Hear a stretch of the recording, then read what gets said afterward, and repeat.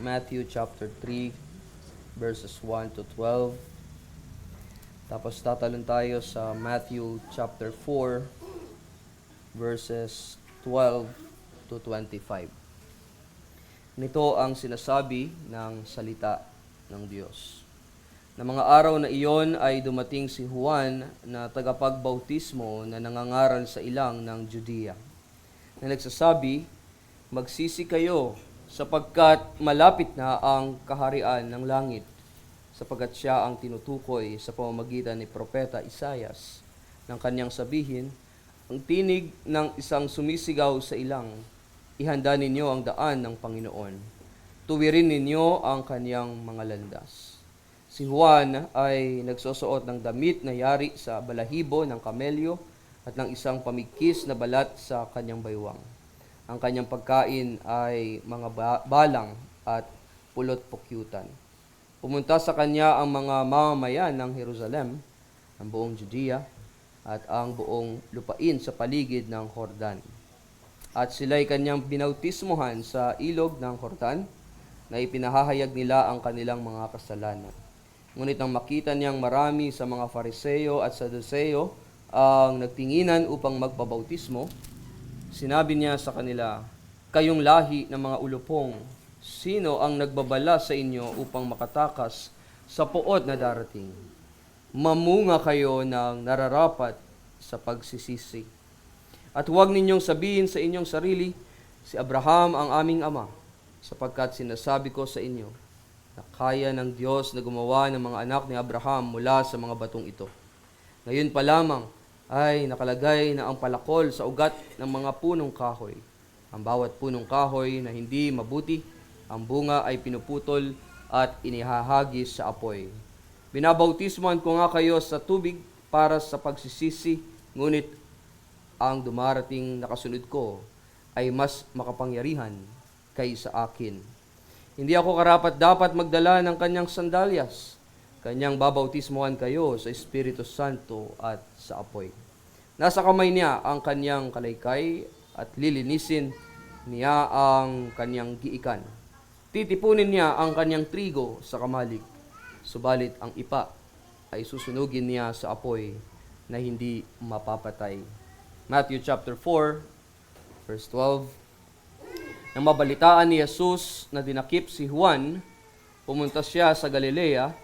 Nang iwan niya ang Nazaret, siya ay pumunta at tumira sa Capernaum, na nasa tabing dagat, na sakop ng Zebulon at Neftali, upang matupad ang sinabi sa pamamagitan ni Propeta Isaias, "Ang lupain ni Zebulon at ang lupain ni Neftali, patungo sa dagat, sa ibayo ng Jordan, Galilea ng mga hintil, ang bayang nakaupo sa kadiliman ay nakakita ng dakilang ilaw, at sa mga nakaupo sa lupain at lilim ng kamatayan, ang liwanag ay sumilay." Mula noon, si Jesus ay nagpasimulang mangaral na nagsasabi, "Magsisi kayo sapagkat malapit na ang kaharian ng langit." Sa paglalakad ni Jesus sa tabi ng dagat ng Galilea, nakita niya ang dalawang magkapatid, si Simon na tinatawag na Pedro at si Andres na kanyang kapatid, na naguhulog ng lambat sa dagat sapagkat sila'y mga mangingisda. Sinabi niya sa kanila, "Sumunod kayo sa akin at gagawin ko kayong mga mamamalakaya ng mga tao." Kagad nilang iniwan ang kanilang mga lambat at sumunod sa kanya. At sa kanyang paglakad mula roon ay nakita niya sa bangka ang dalawa pang magkapatid, si Santiago na anak ni Zebedeo at si Juan na kanyang kapatid.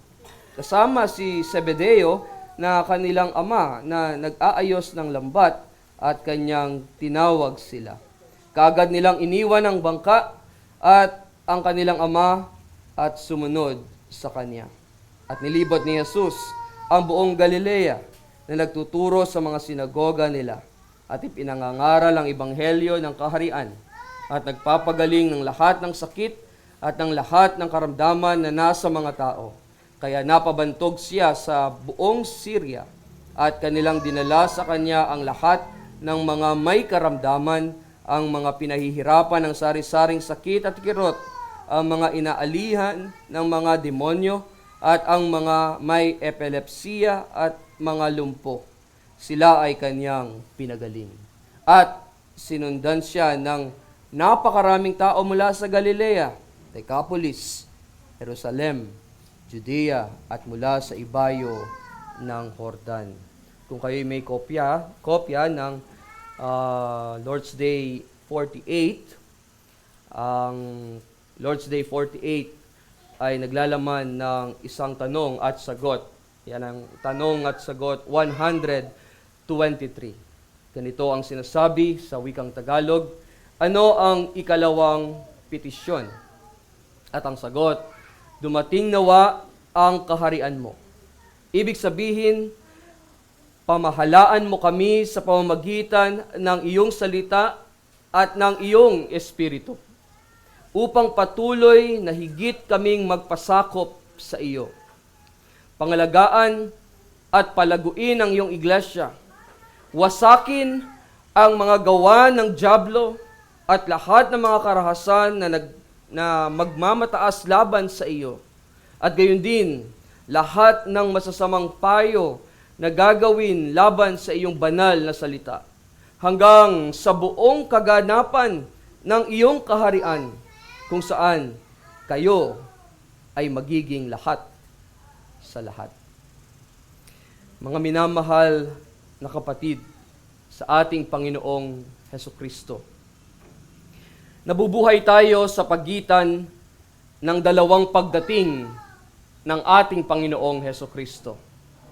Ito ay ang kanyang kapanganakan at ang paghihintay natin ng kanyang muling pagparito o ng kanyang muling pagbabalik. Na ating inaasahan ang pagdating ng kaniyang kaharian. Na sa ngayon, ating ipinapanalangin, kasama sa ating panalangin, ang siyang itinuro niya sa atin doon sa The Lord's Prayer, na Ama namin na nasa langit ka, sambahin nawa ang pangalan mo, at ang sumunod ay ang ating bibigyang diin, dumating nawa ang kaharian mo.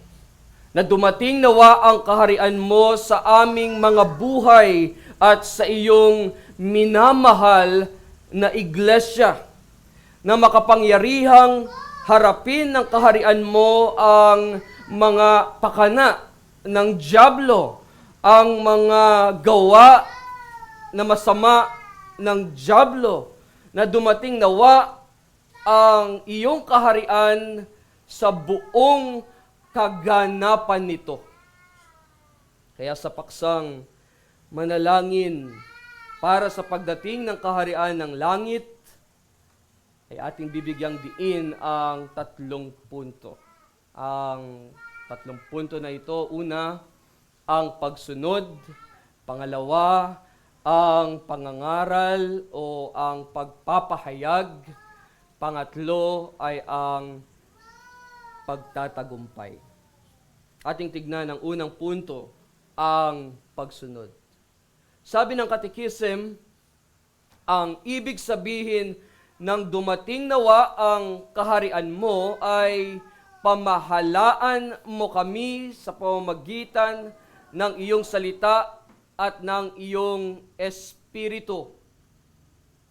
At kung ating titignan yung sumunod na praise, ang sabi roon ay upang patuloy na higit kaming magpasakop sa iyo.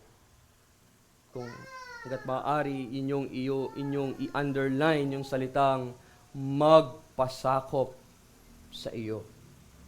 Nagpapahayag na ang pagdating ng kaharian ng Diyos ay nangangailangan ng ating pagsunod, ng ating pagpapasakop sa kaniyang mga kalooban, sa kaniyang mga utos, sa kaniyang mga salita. Ito ay dahil ang kaharian ay hindi lamang isang lugar, kundi isang pamumuhay na sumusunod sa mga aral ng Biblia, sumusunod sa mahahalagang doktrina, higit sa lahat, sa utos ng hari ng mga hari. Walang iba kundi ang ating Panginoong Hesukristo. At ang konsepto ng pagsunod ay ipinakita mula sa unang mga pangangaral ni John the Baptist at ang ating Panginoong Hesus. Kung ating basahin ang Matthew chapter 3 kay John the Baptist at yung Matthew chapter 4 sa ating Panginoong Hesukristo. Ang mga unang salita sa unang pangangaral ni John the Baptist ay, magsisi kayo sapagkat malapit na ang kaharian ng langit. Gayon din sa ating Panginoong Hesukristo.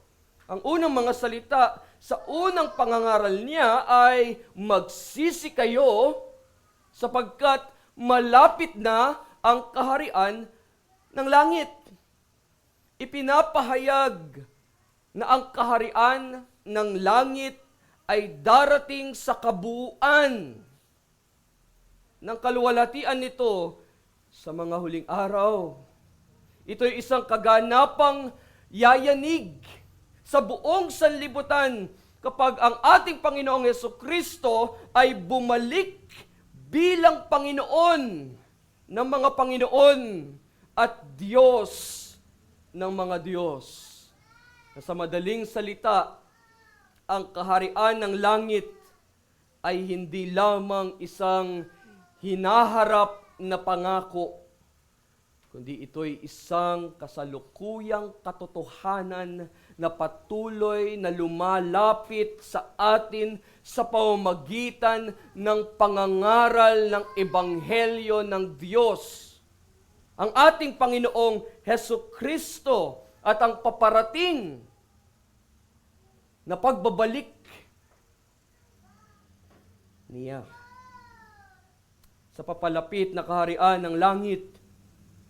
Tayo ay tinatawagan, tayo ay inuutusan ng ating Panginoong Hesus na magsisi sa ating mga kasalanan sapagkat malapit na ang kaharian ng langit. Hindi niya sinabing, magsisi kayo upang ang kaharian ng langit ay dumating, kundi ang kanyang sinabi ay, magsisi kayo sapagkat ang kaharian ng langit ay malapit na. Kapag ang kaharian ay narito na, ang ating Panginoon ay uupo bilang isang hukom. At bilang paghahanda sa soberanong biyaya ng Diyos, kailangan nating magsisi sa lahat ng ating mga kasalanan. Kailangan nating tumugon sa mga binanggit o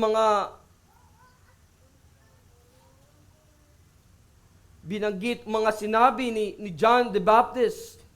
Kailangan nating tumugon tulad ng unang tagapakinig ni John na sinasabi sa Matthew chapter 3 verse 6 na ipinahahayag nila ang kanilang mga kasalanan. At kailangan nating gawin ang sinabi niya sa verse 8 na mamunga kayo ng nararapat sa pagsisisi. At kailangan nating sumunod sa ating Panginoong Hesus na kapag nananalangin tayo nang dumating nawa ang kaharian mo, ipinapanalangin natin na tayo ay maging mga alagad niya. Gaya ng mabilis na pagtugon ni na Pedro at Andres, Santiago at Juan, nang nakita ng Panginoon ang apat na lalaking ito na nangingisda.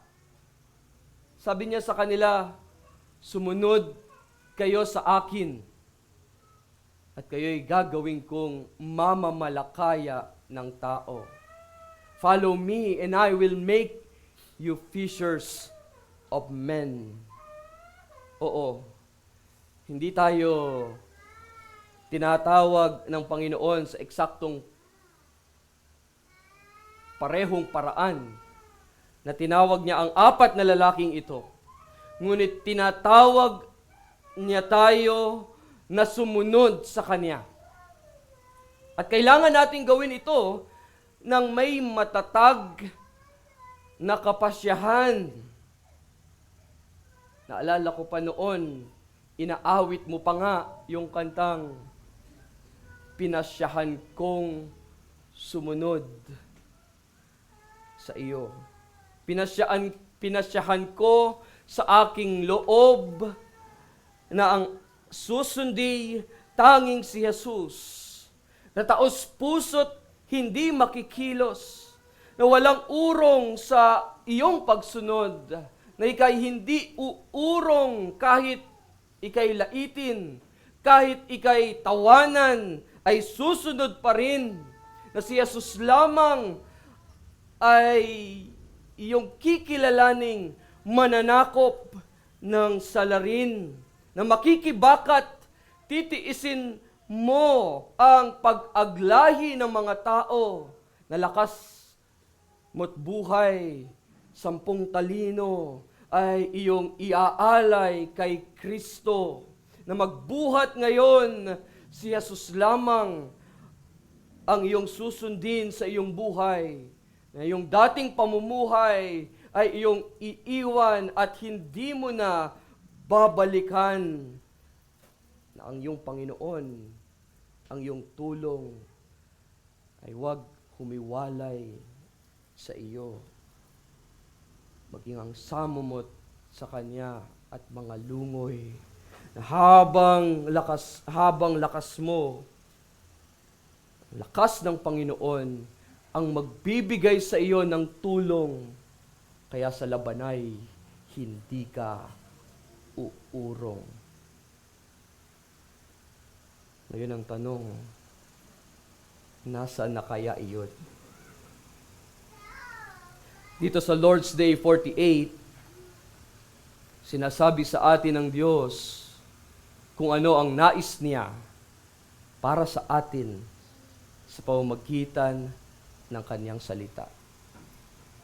Ang ating bahagi ay basahin ito, pag-aralan ito, makinig sa tuwing mayroong pangangaral ng salita ng Diyos, na mayroong pusong bukas sa pagbabago, na ipinapakita niya sa atin ang mga kailangang baguhin sa ating mga buhay. Habang iyong binabasa, na iyong pinapakinggan ang pangangaral ng salita ng Diyos, nakikita mo ang iyong sarili na isang makasalanan, ubod ng sama, at makikita mo ang mga kasalanang dapat mong talikuran, ang iyong buhay na dapat baguhin.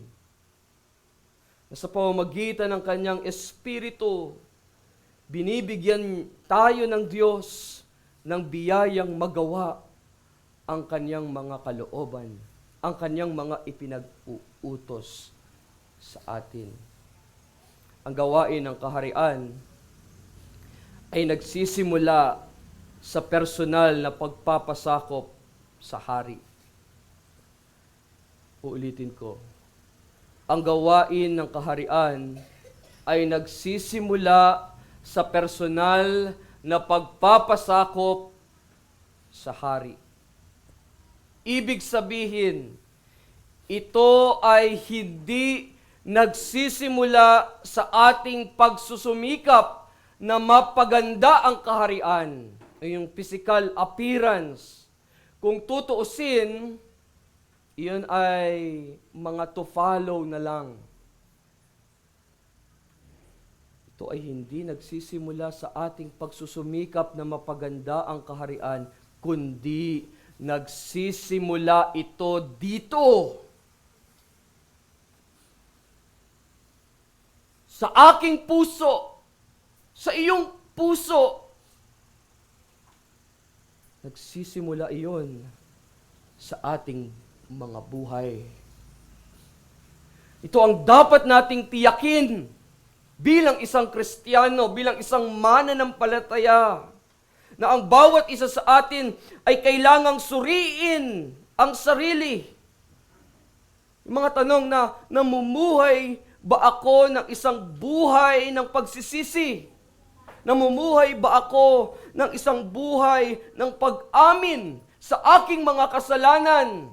Namumuhay ba ako sa isang buhay ng pagsunod sa mga utos ng Diyos? Namumuhay ba ako sa isang buhay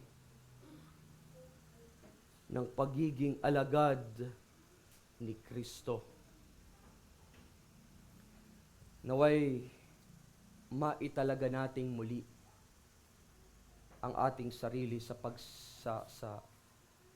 pagsisimulang dito sa mga pangunahing bagay ng kaharian. Ito ang pagpapasakop ng may kababaang loob sa pamamahala ng ating nag-iisang hari, ang ating Panginoong Hesukristo. Pangalawa, ang pangangaral, ang pagpapahayag. Kapag sinabi natin sa ating panalangin, dumating nawa ang kaharian mo, iyon ay pagpapahayag ng kaharian o pangangaral ng kaharian. Sabi ng Katekism, pangalagaan at palaguin ang iyong minamahal na iglesia. Ang iglesia ay ang komunidad ng mga taong nabubuhay sa kaharian ng Diyos. Sila ang mga sumusunod sa kanyang mga utos at sila ang mga ginagabayan ng kanyang banal na espiritu. Na sa pagdarasal natin para sa pagdating ng kaharian ng Diyos, hinihiling natin na palaguin niya ang iglesia. Palaguin niya sa pamamagitan ng pagdagdag ng bilang ng mga bagong mananampalataya na hinihiling natin na patuloy na magbago ang puso ng mga tao at maging bahagi sila ng kaharian ng Diyos upang magbigay ng karangalan, ng kaluwalhatian sa pangalan niya. Ngunit, hindi lamang ang dami ng tao ang mahalaga. Nais din natin na ang bawat miyembro o ang bawat confessing member ay lumago sa kanilang pananampalataya at maging higit na kawangis ng ating Panginoong Hesukristo. Ang iglesia ay ang lugar ng pagtitipon ng mga mamamayan ng kaharian. Ito ang kapulungan ng kaharian.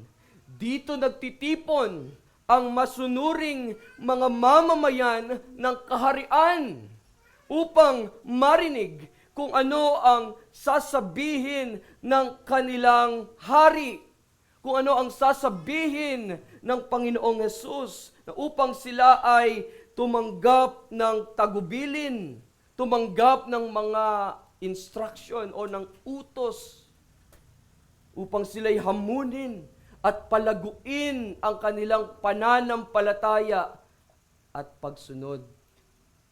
Kaya, ang pagmamahal sa kaharian ay hindi maaaring ihiwalay sa pagmamahal sa iglesia. Ang sino mang nag-aangking nagmamahal sa kaharian, ngunit hindi nagmamahal sa iglesia, lalo na sa instituted church na kinabibilangan niya, na kinabibilangan ng bawat miyembro ay hindi tunay na nagmamahal sa kaharian ng Diyos. Again, hindi mo siya pwedeng ihiwalay.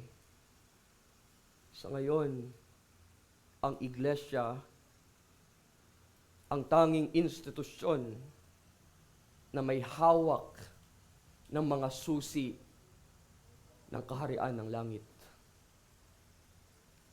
Sagot 83, ito ay ang pangangaral ng Ebanghelyo, Kristiyanong disiplina o ang pagtitiwalag palabas sa Kristiyanong iglesia na sa pangalan ng ating Panginoong Hesukristo, binubuksan at isinasara ng iglesia ang kaharian ng langit. Binubuksan nito ang pinto para sa mga mananampalataya at isinasara naman nito ang pinto para sa mga hindi mananampalataya. Dahil dito, mahalagang kilalanin natin ang iglesia. Mahalin natin ang iglesia. Suportahan natin ang mga gawain ng iglesia. Ipanalangin ang kanyang katatagan. Hilingin ang patuloy na paglago at pagdami ng kanyang mga miyembro. Hindi lamang ang mga office bearers ang dapat na nananalangin para sa iglesia. Lahat tayo ng mga mananampalataya. Lahat tayo ng mga confessing member. Tanong, paano pinangangalagaan ni Kristo ang iglesia at pinalalago ito? Paano pinangangalagaan at pinalalago ni Kristo ang iglesia? Ang sagot, sa pamamagitan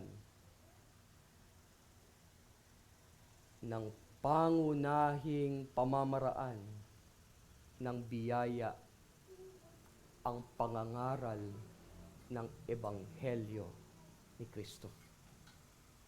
Sa halimbawa ni John the Baptist, nakita natin na nangaral siya tungkol sa pagdating ni Kristo. At ang mga tao mula sa iba't ibang lugar ay lumapit sa kanya na handang makinig at tumugon.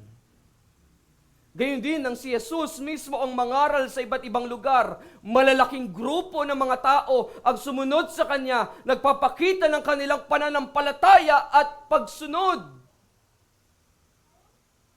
Ang ganitong pagtugon mula sa mga tao ay nagpapakita kung paano pinangalagaan at pinapalago ni Kristo ang iglesia sa pamamagitan ng patuloy na pangangaral ng Ebanghelyo na humihikayat sa tao na manampalataya at sumunod sa Kanya.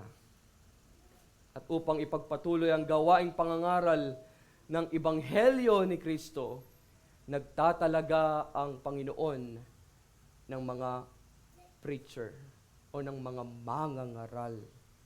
Tinawag at inatasan niya sina Pedro at Andres, Santiago at Juan upang maging mamamalakaya ng mga tao.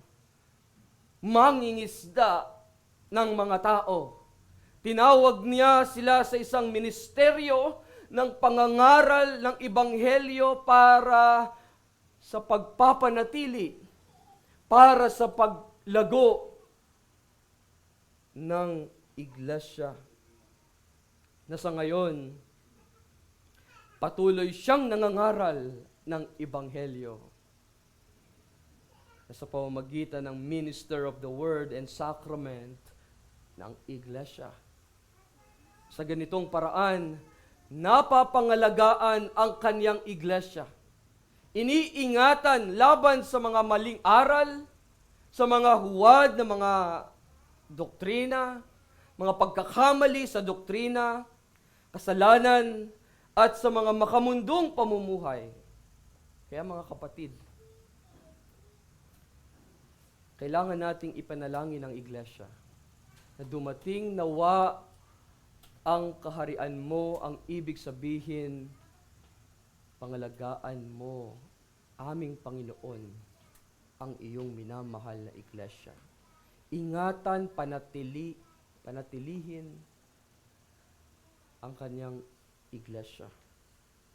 Sa pamamagitan ng pangangaral ng Ebanghelyo, lalo na sa pamamagitan ng misyon o mission, dumadami ang iglesia. Na sa ngayon, tayo ay may mission work sa Laguna at Baseco.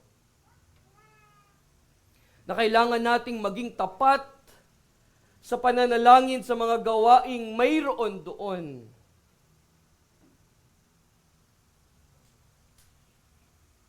Na ang ating mga mission work ay lumago pa sa pamamagitan ng ministeryo ng ating dalawang missionary pastor.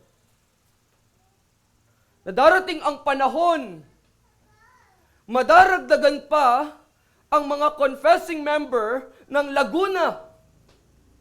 Madaragdagan pa ang mga confessing member ng Baseco. Na darating ang isang Lord's Day, may mga magpapahayag mula sa ating mga mission work ng kanilang pananampalataya sa publiko. Kaya mga kapatid, kailangan ng mga gawaing ito ang ating mga panalangin. Dumating nawa ang kaharian mo na ang ibig sabihin, Panginoon, palaguin mo ang iyong gawain. Palaguin mo ang iyong iglesia. Pangatlo, ang pagtatagumpay. Kapag sinasabi natin sa ating panalangin, dumating nawa ang kaharian mo, iyon ay pagtatagumpay ng kaharian. Tulad ng ibang mga kaharian na nakikipagdigma, ang kaharian ng langit ay nakikipagdigma rin.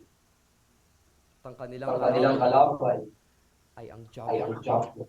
Sabi ng katekismo, wasakin ang mga gawa ng diablo at lahat ng mga karahasan na magmamataas laban sa iyo. At gayon din, lahat ng masasamang payo na gagawin laban sa iyong banal na salita. Di ba't inatake ng diablo ang ating Panginoong Yesus? Dito rin sa Matthew chapter 4. Ba't tinukso ng diablo ang ating Panginoon? Doon sa ilang na kung mahulog si Jesus sa panunukso ng diablo, babagsak ang kaharian niya. Ngunit pinalayas ng Panginoon ang diablo gamit ang kanyang makapangyarihang mga salita. Ngayon, ang diablo ay patuloy na nakikipagdigma laban sa kaharian ng langit. Ginagawa niya ito sa pamamagitan ng pagtukso sa atin na magkasala upang unahin ang mga bagay ng mundo, upang unahin ang ating sarili kaysa sa Diyos. Na hinahangad natin, na hinahangad ng diablo, na ilagay natin ang ibang bagay sila ang mauna kaysa sa Diyos. Hinahangad ng diablo na ilagay natin si Jesus sa pangalawang pwesto ng ating buhay.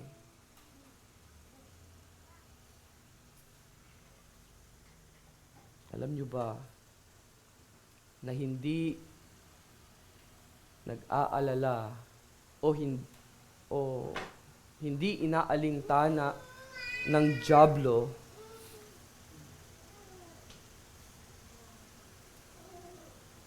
kung si Jesucristo ay ang pangalawa sa iyong buhay. Hindi alintana o walang pakialam ang dyablo kung si Jesus ay pangalawa sa ating buhay, basta mayroong nauunang ibang bagay o tao kaysa sa Kanya.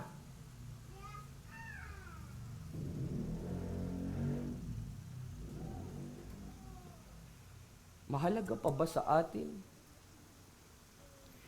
ang ginawa ni Kristo doon sa krus ng Kalbaryo? Gaano kahalaga sa atin ang pagsasakripisyong ginawa ni Kristo para sa atin?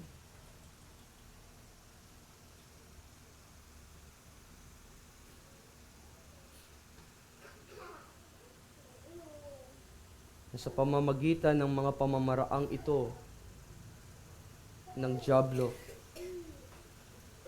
ay siya ay nagsisikap na magdulot ng pagkaligaw at pagkawasak sa atin ng mga mananampalataya. Siya'y liyong umuungal na naghahanap ng kanyang masisila araw at gabi. Ginagamit niya ang mga pagnanasa ng laman, ang pagnanasa ng mata, ang kapalaluan sa buhay, ang kahinaan at ang iba pang mga paraan upang ilayo ka niya. Ilayo niya tayo sa Panginoon.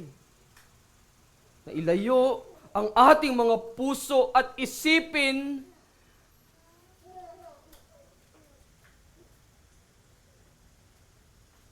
hindi totoo ang mga salita ng Diyos.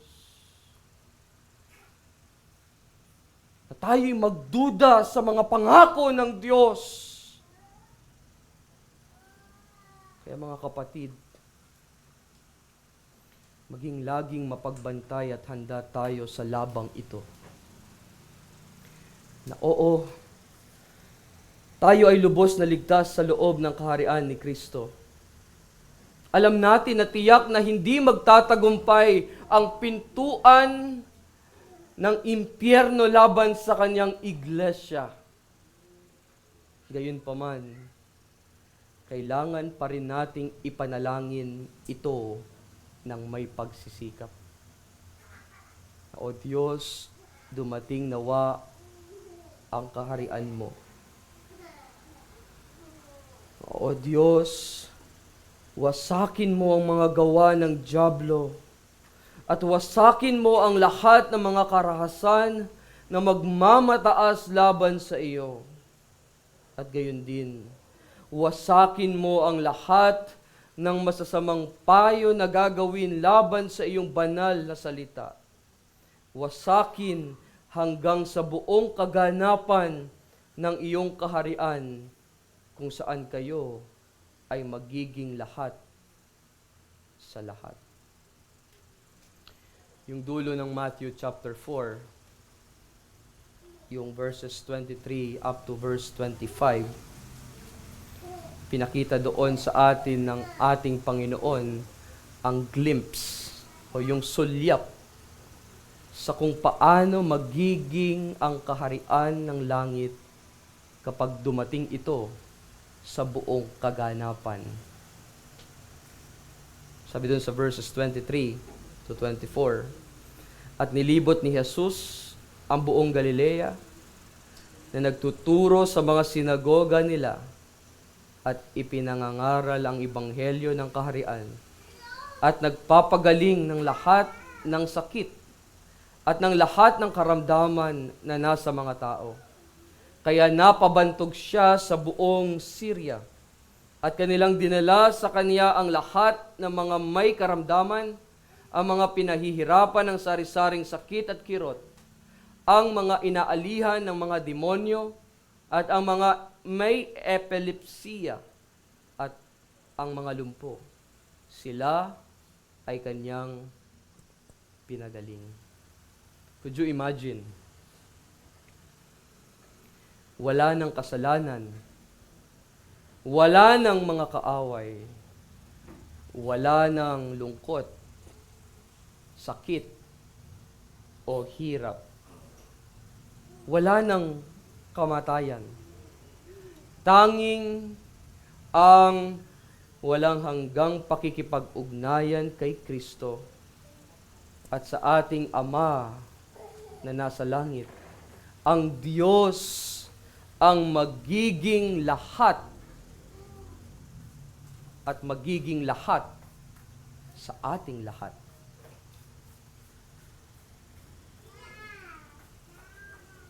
Kaya bilang mga anak ng Diyos, tayo'y magpursiging ipanalangin ang dumating nawa ang kaharian mo na ating sinasabi sa ating panalangin. Naway matapat kitang masunod, aking Panginoong Hesukristo, na iyong pangalagaan at palaguin ang iyong minamahal na iglesia, na iyong wasakin ang kasamaan ng dyablo, at dumating nawa ang kaharian mo ng madali.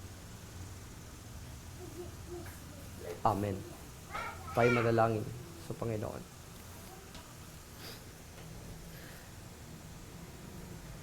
Aming Ama na nasa langit, dumating nawa ang iyong kaharian. Sa umagang ito, O Diyos, nakita namin ang kahalagahan ng panalangin ito.